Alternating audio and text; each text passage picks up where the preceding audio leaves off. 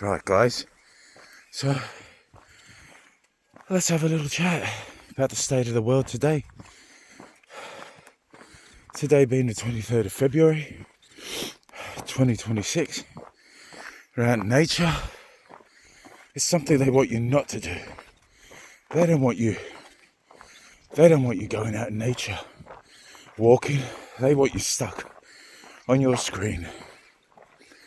Sorry for huffing and puffing. I've just been walking for the past 45 minutes. And most of it's uphill. Oh, yeah, uphill. So the Epstein files have been released. People are going crazy. And I've always been a cynic. Ever since 9/11, 2001. I always thought that was set up. Don't ask me why. Don't ask me by who. But the official narrative, I don't believe. So cut to 2026. Well, actually, cut to 2020. Just after my late mum had died. She died in 19. March of 2020, exactly a year to the day we buried her. We're going on lockdown.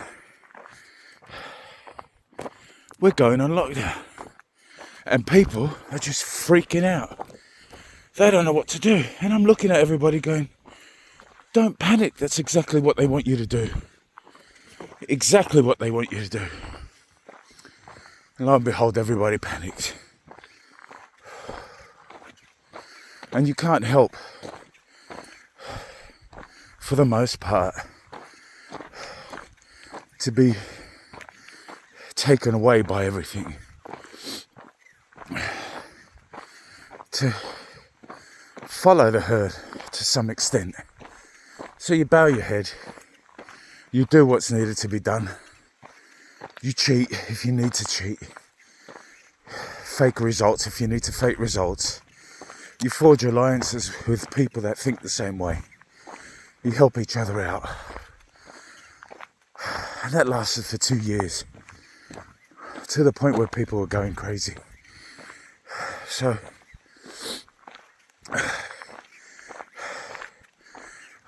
I almost lost my job.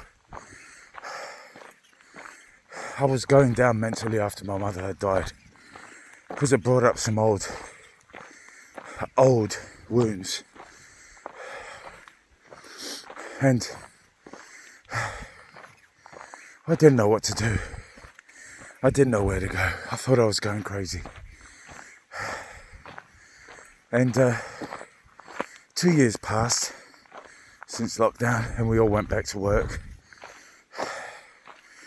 We were allowed out. Imagine that. You're being allowed out of your house.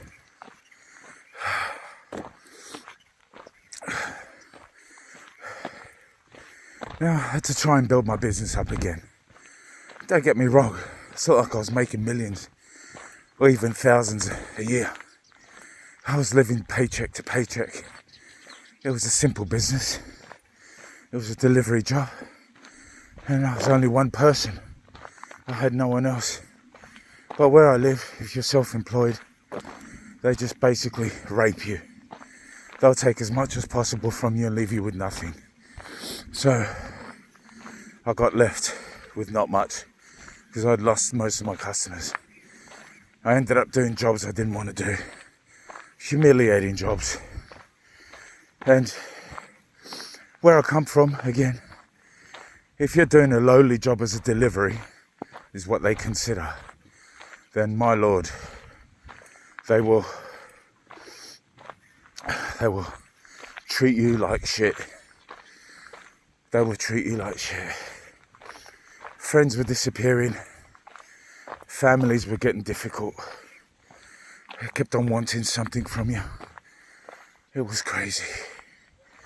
Let's stop for a second to admire this view.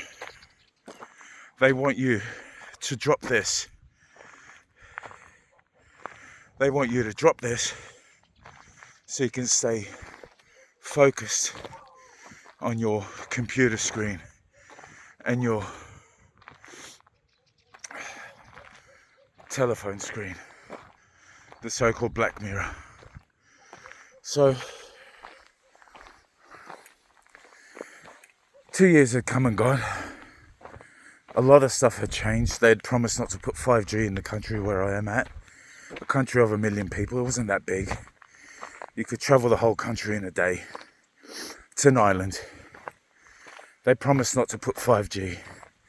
The very last thing they did, they came out on the news. They said the local telephone company would not be putting 5G. And 2 days later, all these 5G antennas turned up. And there was nothing we can do about it. Nothing at all. People were scared. People had just been taking the vaccines. Look at that view. Look at that view. This is what they want to do to you. They want you to stop doing this. Go out for a walk in nature and be stuck. Be stuck in your house. So during the lockdown, it broke my heart because I'm a film fanatic. I loved watching films like V for Vendetta, 1984, sorry. Reading books, Aldous Huxley. Oh, this is an uphill now, guys. Have patience with me. It's exhausted. I'm going to try and get you to the top of the hill here. So, I used to love watching these films. Equilibrium. That was amazing. Children of Men. One of my all-time favourite films. And lo and behold, that's all I could see happening in front of me. I took my brother up to the local football stadium, which doubled as a concert stadium. It was enclosed, so you could have it winter or summer. And I need to take a break for a bit. Whew.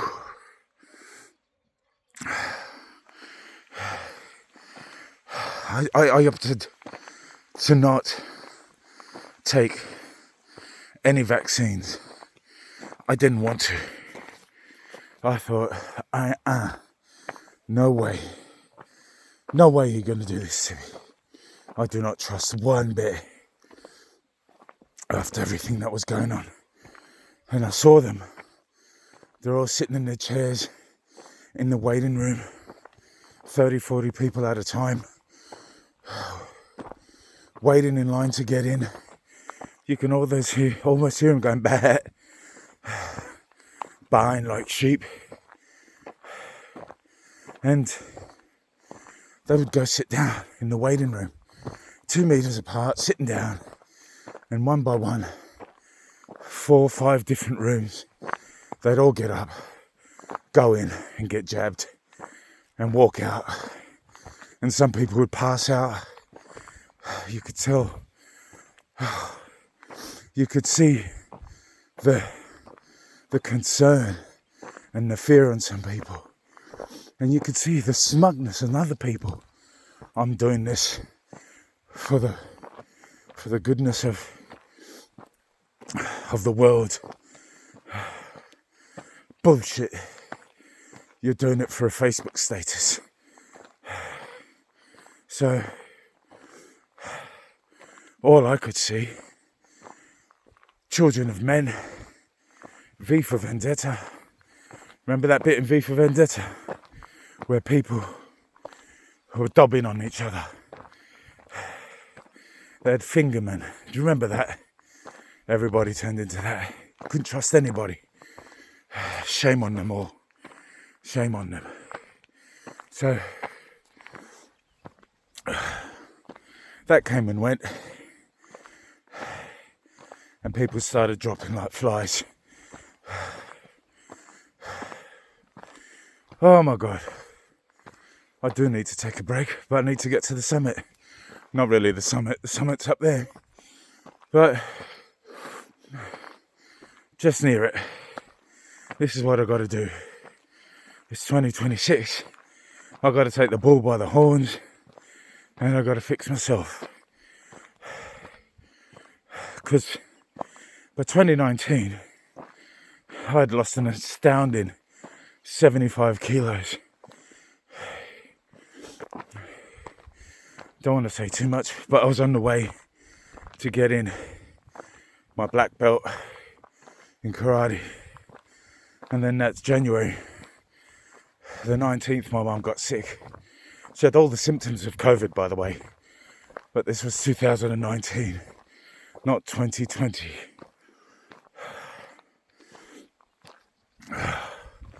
Oh my God, I can do this.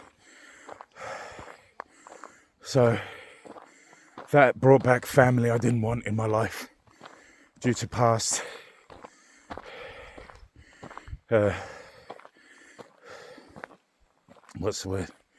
abuses from them.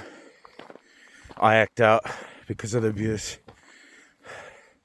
and then I become the black sheep of the family. Oh God, there we go. Look at that. I'm sorry about the breathing. Let's take a breath. If this is recording, I hope it is. We've done 11 minutes. If it's not, I'm fucked. Excuse my French. This is what they want you to stop doing. So, 2019, Mum passed away in March, and I'd literally tried to hold on, but I felt like I was on the edge and holding on by one finger, and that was slowly slipping. I didn't let go per se. I tried to fight it because I don't let go. I try not to let go. I try to fight it much as possible. But due to all the stresses, work, car breaking down,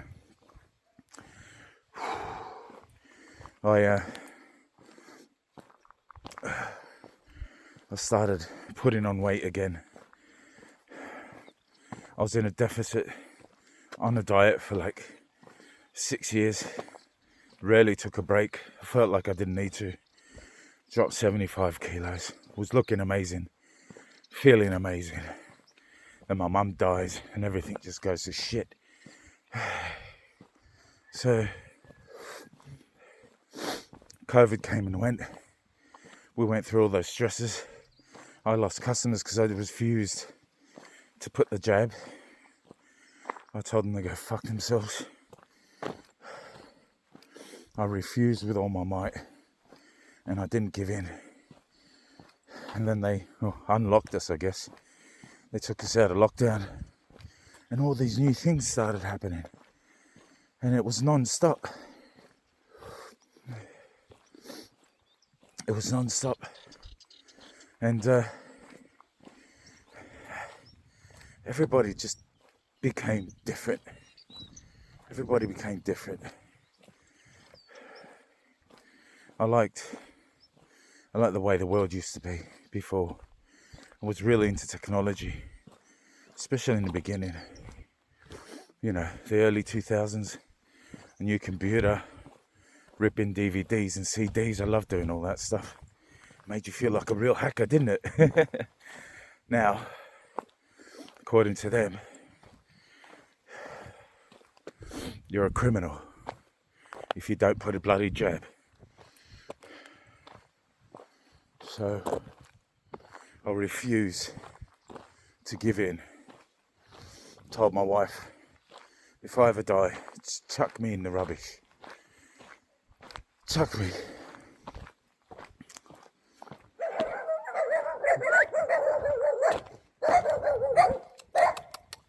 Dogs here.